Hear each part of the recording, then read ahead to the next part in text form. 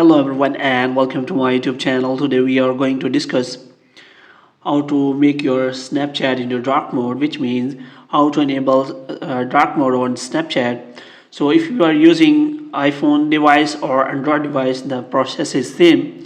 So what you have to do, you have to simply watch this video completely. So without wasting any time, let's start the video.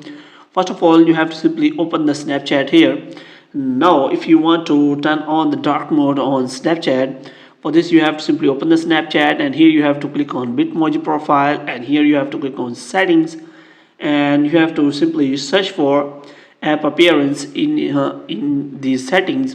If you are using iPhone or iOS device, then you can simply find app appearance, and if you are using Android, then you have to also find the same option, and you have to click on that. And here the option is shown, app appearance, always dark and always light.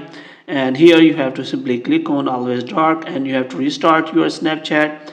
And after that, if you click on the Snapchat chat, then you can see that the Snapchat dark mode is activated. Now if you want to turn it to again light mode, then you have to simply go to again app appearance, and you have to click on always light, and you have to restart your device, and again your Snapchat light mode is activated.